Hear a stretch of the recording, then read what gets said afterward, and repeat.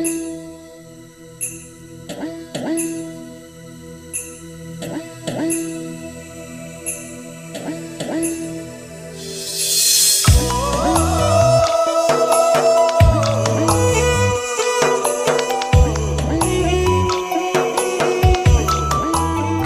കേരളത്തിന്റെ തകർച്ചയോർത്ത് സങ്കടപ്പെടുന്നവർ ഇതാ ഇവിടെ സലാലയിലേക്ക് വരിക. കേരളത്തിന്റെ പച്ചപ്പും സമൃദ്ധിയും ലഭിച്ച ഗൾഫിലെ തന്നെ വേറിട്ട ഈ പ്രദേശം മലയാളിക്ക് നൽകുന്നത് നൊസ്റ്റാൾജിയ മാത്രമല്ല. കൃഷിയോടുള്ള മനോഭാവം, കാർഷിക സംസ്കൃതിയോടുള്ള അനുരാഗം, അതിലപ്പുറം ലാഭകരമായ ഉപജീവനമാക്കി അതിനെ മാറ്റാനുള്ള താൽപര്യം എന്നിവയൊക്കെ പഠിക്കാൻ നാം സലാലയിൽ തന്നെ വരണം. ജലലഭ്യതയും വളക്കൂറുള്ള മണ്ണും അനുകൂല കാലാവസ്ഥയും ഇത് മാത്രമല്ല സലാലയുടെ കാർഷിക വിജയത്തിന്റെ രഹസ്യം. അർപ്പണബോധത്തോടെ മണ്ണിനെ സ്നേഹിക്കുന്ന കർഷകരും കൂടി ചേരുമ്പോഴാണ് ഇവിടുത്തെ കാർഷിക വിപ്ലവം പൂർണ്ണതയടയുന്നത്. എല്ലാം ഉണ്ടായിട്ടും നമ്മുടെ കൊച്ചു കേരളത്തിൽ കാർഷിക സംസ്കാരത്തിൽ നിന്നും പിന്നോട്ട് പോകുന്നത് എന്തുകൊണ്ടെന്ന ചോദ്യവും ഇവിടെ നിന്ന് ഉയർന്നു. സലാലയിലെ സ്വദേശികൾക്കും വിദേശികൾക്കും വേണ്ട ഏറെക്കുറെ വിഭവങ്ങളും ഇവിടെ തന്നെ ഉൽപ്പാദിപ്പിക്കുന്നു. മാത്രമല്ല ഒമാന്റെ മറ്റു ഭാഗങ്ങളിലേക്കും അയൽ ഗൾഫ് രാജ്യങ്ങളിലേക്കും കാർഷിക വിഭവങ്ങൾ ധാരാളം കയറ്റി അയക്കുകയും ചെയ്യുന്നു. തമിഴ്നാട്ടിൽ നിന്നുള്ള പച്ചക്കറി ലോറികൾ വന്നില്ലെങ്കിൽ അന്നം മുടങ്ങുന്ന നമ്മുടെ മലയാളികൾ സലാലയുടെ മണ്ണിൽ നിന്ന് നെഞ്ചിൽ കൈവച്ച് ഒരു ചോദ്യം സ്വയം ചോദിക്കണം. സത്യത്തിൽ നമ്മുടേത് ദൈവത്തിന്റെ സ്വന്തം നാട് തന്നെയോ? ടീ ടോക്ക് ആരായുന്നു സലാലയുടെ കാർഷിക വിപ്ലവത്തിന്റെ വിജയരഹസ്യം. Come let's chat on Sand for Tea Talk. It's me Chris with you.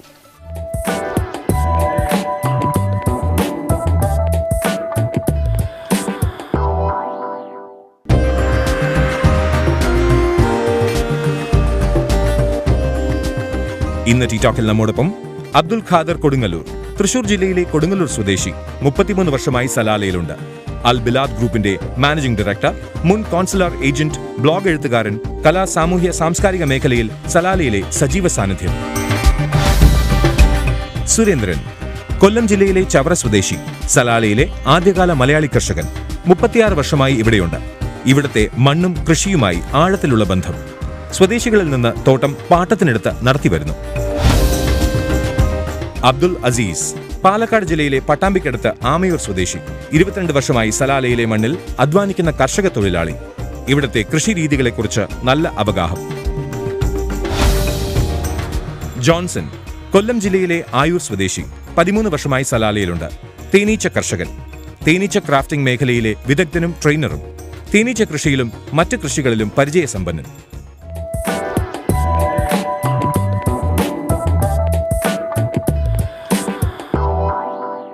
ഇത്തവണയും സാൻഡ് ഫോർ ടീ ടോക്ക് സലാലയിൽ നിന്നാണ്. കൃഷിയുള്ള കേരളം എന്ന് നമുക്ക് സലാലയെ വിളിക്കാൻ സാധിക്കും. അതിൽ ഏറ്റവും ഒരു അനുഭവ സമ്പത്തും അതും പരിചയസമ്പത്തുമുള്ള സുരേന്ദ്രൻ ചേട്ടനോട് തന്നെ ചോദിക്കാം, ഇവിടുത്തെ കൃഷിക്കുള്ള പ്രാധാന്യം ഈ മണ്ണിൻ്റെ ഗുണമാണോ അതോ ഇവിടെ വർക്ക് ചെയ്യുന്ന ഒരു കർഷകൻ്റെ ഗുണമാണോ? ഇവിടുത്തെ കൃഷിയുടെ പ്രത്യേകത എന്ന് പറഞ്ഞാൽ ഇവിടുത്തെ മണ്ണിൻ്റെയും വെള്ളത്തിൻ്റെയും അതോടൊപ്പം നമ്മൾ കൃഷി ചെയ്യുന്ന കൃഷിക്കാരൻ്റെയും മേന്മയാണ്. അതേസമയം നാട്ടിലാണെങ്കിൽ ഇതുപോലെ കൃഷി ചെയ്യാൻ ആർക്കും തോന്നത്തുമില്ല, ചെയ്യുകയില്ല. അപ്പോൾ നമ്മൾ ഈ ഇവിടെ അവിടെ നിന്ന് നാട്ടിൽ നിന്ന് വരുമ്പോൾ വിദേശത്ത് വരുമ്പോൾ കാശുണ്ടാക്കാനുള്ള ആ വ്യാമോഹം കൊണ്ട് നമ്മൾ കൂടുതൽ അധ്വാനിക്കുകയും അതിനനുസരിച്ച് പൈസ ഉണ്ടാവുകയും ചെയ്യും. അപ്പോൾ ഇവിടെ മണ്ണ് പൊന്ന് വിളയുന്നു. തീർച്ചയായിട്ടും. അപ്പോൾ വേർപ്പിന് പൊന്നിന്റെ ഗന്ധമുണ്ട്. ഇതിൽ അറിയാനുള്ളത്, ഇപ്പൊ നാട്ടിലത്തെ കൃഷിയുടെ കാര്യം എടുക്കുകയാണെന്നുണ്ടെങ്കിൽ അവിടെ ഒരു ജോലി ചെയ്യാനും ആളെ കിട്ടാത്ത ഒരവസ്ഥയിലേക്ക് നീങ്ങിക്കൊണ്ടിരിക്കുകയാണ്. എന്താണ് ഇവിടെ കൂലിയുടെ സിസ്റ്റം എങ്ങനെയാണ്? ഇവിടെ ഒരു കർഷകന് സുഖമായിട്ട് ജീവിക്കാൻ സാധിക്കുമോ?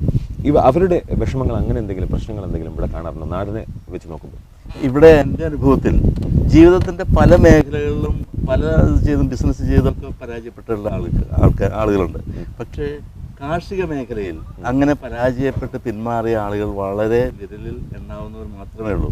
കാരണം ഒന്നാമത്തേത്, കേരളത്തെക്കാളും ഒരു കർഷകനെ സംബന്ധിച്ചിടത്തോളം അനുകൂലമായ ഒരുപാട് കാലാവസ്ഥ, ജനങ്ങളുടെ സഹകരണം, മണ്ണിൻ്റെ ഗുണം, വളത്തിൻ്റെ ലഭ്യത, എല്ലാം കൊണ്ടും അനുകൂലമായ, കേരളത്തെക്കാൾ അനുകൂലമായ ഒരു കാലാവസ്ഥയാണ് സലാലയിലുള്ളത്. അതിൻ്റെ ഒരു പ്രതിഫലനമാണ് നമുക്ക് കേരളത്തിൽ കാണാൻ പറ്റാത്ത കാർഷിക കാഴ്ചകൾ സലാലയിൽ കാണാൻ കഴിയുന്നത്. അതൊരു വിജയമായിട്ട്, കാരണം ശ്രീമാൻ സുരേന്ദ്രനെ കുറിച്ച് പറയുകയാണെങ്കിൽ തന്നെ അദ്ദേഹം ഇവിടെ 34 വർഷമായിട്ട് ഒരുപാട് കർഷകരെ ഇറക്കി സലാലയിൽ. ഒരുപാട് ആളുകൾക്ക് ജീവിതം കാണിച്ചു കൊടുത്തു കാർഷിക മേഖലയിലൂടെ. അങ്ങനെ ഇവിടുത്തെ അറബികൾ വരെ ശ്രീമാൻ സുരേന്ദ്രനെ ഒരു അത്ഭുതത്തിലൂടെയാണ് നോക്കുന്നത്. കാരണം ഇത്രയും പൊന്നിൽ മണ്ണിൽ കഠിനാധ്വാനം ചെയ്ത് പൊന്ന് വിളയിക്കുന്ന ഒരു മനുഷ്യൻ എന്ന നിലയ്ക്ക്. കാരണം അത് നമുക്ക് നമ്മുടെ നാട്ടിൽ സാധിക്കും. പക്ഷേ ഇത്രയും ആത്മാർത്ഥമായ ഒരു കടപ്പാട് മണ്ണിനോട് ജനങ്ങൾക്കില്ലാത്തത് കൊണ്ടാണ് ഇന്ന് നമ്മുടെ കേരളത്തിൽ കാർഷിക മേഖല അത്ര ഔന്നിത്യം പ്രാപിക്കാത്തതാണ് എന്നാണ് എൻ്റെ വിശ്വാസം. ഇപ്പോൾ സുരേന്ദ്രൻ ചേട്ടൻ ഇവിടെ വരാനുള്ള കാരണം, അതായത് നാട്ടിലും ഇതുപോലെ നമുക്ക് കൃഷി ചെയ്യാൻ സാധിക്കുമായിരുന്നു, എന്തുകൊണ്ട് സലാല? സലാല വന്നത് നാട്ടിൽ പല ബിസിനസ്സുകളും ഒക്കെ ചെയ്ത് പരാജയപ്പെട്ടു. അങ്ങനെ ഞാൻ ദുബായി പോയി. ദുബായി പോകാനായിട്ട് അവിടെ നമ്മുടെ നാട്ടിലുള്ള ഒരു മുന്തിരി എന്ന് പറയുന്ന ഒരു പാർട്ടിയുടെ അന്നത്തെ കാലത്ത് 18,000 രൂപ കൊടുത്തു. അത് 59 പേരെയാണ് കൊണ്ടുവന്നത്. അപ്പോൾ ഞാൻ ഈ പാസ്പോർട്ട് കിട്ടിയ ഉടനെ ഈ മുന്തിരി എന്ന് പറയുന്ന എൻ്റെ സ്നേഹിതൻ്റെ ഭാര്യയുടെ കയ്യിൽ കൊണ്ടു കൊടുത്തു. പാസ്പോർട്ട് നോക്കിയില്ല, പാസ്പോർട്ടിൽ UAE ഉണ്ടോയെന്നൊന്നും നോക്കിയില്ല. ഈ സ്വർണ്ണം വിളയിന്ന് നാട്ടിപ്പാനുള്ള വ്യാമോഹം കൊണ്ട് കിട്ടിയതിൻ്റെ അന്ന് തന്നെ ഈ കെട്ടുവിളയെ കൊണ്ട് കൊടുക്കുകയാണ് ചെയ്തത്. അവരും നോക്കില്ല, അവർക്കും അറിയത്തില്ല, എനിക്കും അറിയത്തില്ല. അവസാനം ഈ 59 ഗ്രൂപ്പ് 60 വിസയിൽ 59 എണ്ണത്തിലേ ആളത്തുള്ളൂ. അവിടെ ചെന്ന് ദുബായി ചെന്ന് ഇറങ്ങി വിസ അടിച്ചു തീർന്നിട്ട് പിന്നെ അവിടെ ഈ ഇവിടുത്തെ പോലെ ഒരു ഗുളിക തരുന്ന പരിപാടിയുണ്ട്. നമ്മൾ ഇറങ്ങിപ്പോകാൻ നേരത്ത് ഈ ഗുളിക തരുന്ന അറബിയാണ് ഈ പാസ്പോർട്ട് അങ്ങ് വാങ്ങിച്ചു. എൻ്റെ കൂടെ വന്ന 58 പേരും ഇറങ്ങിപ്പോയി. 58 പേരും ഇറങ്ങിപ്പോയി. അപ്പോൾ ഈ പേര് നമ്മൾ വിളിക്കുന്നത് അവിടെ വിളിക്കുന്നത് ഗോവിന്ദൻ സുരേന്ദ്രനാണ്, ഇവിടെ അറബികൾ തിരിച്ചാണ് വിളിക്കുന്നത്. അത് എനിക്കറിയത്തില്ലല്ലോ. അപ്പോൾ ഞാൻ കരഞ്ഞുകൊണ്ട് ഇങ്ങനെ നിൽക്കുകയാണ്. അങ്ങനെ ഒരു മലയാളി, ആറ്റങ്ങയുള്ള ഒരു മലയാളി വന്നിട്ട് നിൻ്റെ പാസ്പോർട്ട് ഞാൻ അവൻ്റെ കയ്യിലോട്ട് കൊടുത്തി പോലീസുകാരൻ. അപ്പോൾ എന്നെ എടുത്ത് കാണിച്ച് നിൻ്റെ പാസ്പോർട്ടിനകത്ത് UAE ഇല്ല, UAE ഉള്ളവർക്ക് UAEയിൽ ഇറങ്ങാൻ പാടുള്ളൂ. എൻ്റെ പാസ്പോർട്ടിനകത്ത് UAE എന്നാണ്, യുണൈറ്റഡ് അറബ് റിപ്പബ്ലിക് എന്നാണ്. ഞാൻ നിലയും വിളിച്ചും കൊണ്ട് ബാഗിൽ നിന്ന് ഈ പാസ്പോർട്ടിൻ്റെ കോപ്പി എടുത്തു കൊടുത്തു. കോപ്പിക്കകത്ത് UAE ഉണ്ട്, പക്ഷേ ഈ കോപ്പി എടുത്തവർ UAE അടിച്ചിട്ടുണ്ട്. അങ്ങനെ അവിടെ വെച്ച് അവർ ഈ വിസ തന്നത് വംശീധരൻ എന്ന് പറയുന്ന ഒരാളാണ്. അവനും ഈ മുന്തിരിയും ഒക്കെ ആയിട്ട് അടിയായി. നീ ആ പാവപ്പെട്ടവൻ്റെ കരച്ചിൽ കാശം കൊടു, അവനോട്ട് തരത്തുമില്ല. കാശം കൊടു, ഞാൻ നിൻ്റെ ഇന്ന് 150 ദിർഹമോ 100 ദിർഹമോ എല്ലാം വാങ്ങിച്ചുള്ളൂ. നിന്നാൽ ആ 150 നീ 200 ദിർഹം നിനക്ക് ഞാൻ തരാം. നീ ആ പാവപ്പെട്ടവൻ്റെ 12,000 രൂപ തന്നില്ല. അങ്ങനെ അവസാനം ഞാൻ ആത്മഹത്യക്കൊക്കെ ശ്രമിച്ചു. ഒരു കാരണവശാലും ആത്മഹത്യയൊന്നും ചെയ്യാൻ പറ്റില്ല. പ്ലെയിനിൽ നിന്ന് ചാടാൻ നോക്കും, ഞാൻ ചാടും. അങ്ങനെ തിരിച്ചെന്നെ കൊണ്ടുവന്ന് ബോംബെയിൽ ഒരു 28 ദിവസം താമസിച്ചു.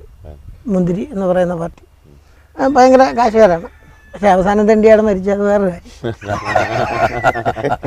അങ്ങനെ ഈ പുള്ളി കൊണ്ടുവന്ന് ഒരു ദിവസം പാർട്ടിക്കാരെ ഏർപ്പെട്ട്, കമ്മ്യൂണിസ്റ്റുകാരെ ഏർപ്പെട്ട്. അവനും CPI-കാരനാണ്, അല്ല മാർക്സിസ്റ്റുകാരനാണ്, ഞാനും മാർക്സിസ്റ്റുകാരനാണ്. പക്ഷേ അവൻ കൊടുക്കുന്ന കാശിനാണ് വില കൂടുതൽ. ഞാൻ 500 കൊടുക്കുമ്പോൾ മുന്തിരി കൊടുക്കുന്ന 5000ആണ്. അപ്പോൾ എനിക്ക് സൈഡ് ചെയ്യുമോ, മുന്തിരിക്ക് സൈഡ് ചെയ്യുമോ?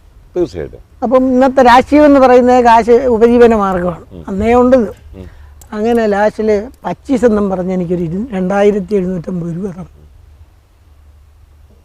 അത് ദൈവത്തിൻ്റെ ഒരു വാക്കായിരുന്നു ആ 25 എന്നുള്ളൂ. ഞാനിവിടെ വന്ന് ഭാഷ പഠിച്ചു. ഞാൻ അവന് 25 എന്നും പറഞ്ഞൊരു 5000. ദൈവത്തിൻ്റെ കളിയാണ്. അങ്ങനെ ഇവിടെ എത്തിയതാണ്. അങ്ങനെ എൻ്റെ അനിയൻ ഒരു വിസ തന്നു ഇവിടെ എത്തിച്ചു. ഈ തേനീച്ച കൃഷി നാട്ടിൽ ചെയ്യുന്ന ആൾക്കാർ അത് വലിയ പ്രോഫിറ്റ് ഒന്നുമില്ല എന്നൊക്കെ പറയുന്ന കൂട്ടത്തിലാണ്. ശരിക്കും എങ്ങനെയാണ് അത് ഇവിടെ സംബന്ധിച്ച് പറയുകയാണെങ്കിൽ പ്രോഫിറ്റ് ഉണ്ട്, പക്ഷെ ചെയ്യാൻ കൂടുതൽ ആൾക്കാർ അതിലേക്ക് വരുന്നില്ല, താല്പര്യപ്പെടുന്നില്ല. പിന്നെ നമ്മുടെ ഇവിടുത്തെ കാലാവസ്ഥ എന്ന് പറയുന്നത് റബ്ബർ പൂക്കുന്ന തളിര് വരുന്ന സമയത്ത് ഒരു മഴ പെയ്തു കഴിഞ്ഞാൽ ആ മഴയിൽ തേൻ്റെ ഈൽഡിങ് കുറയും.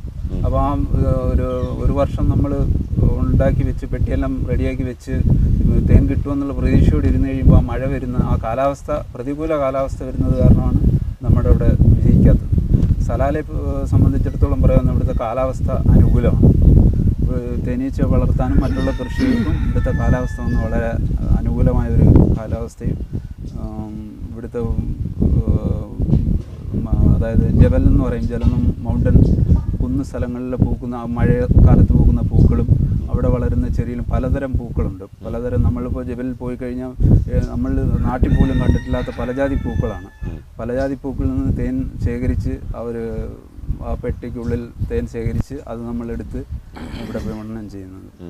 അത് നല്ലൊരു മാർക്കറ്റാണ്. അജിജി, ഇവിടുത്തെ ഒരു കർഷകന് വേണ്ടത് നല്ല മണ്ണ്, അതിവിടെ ഉണ്ട്.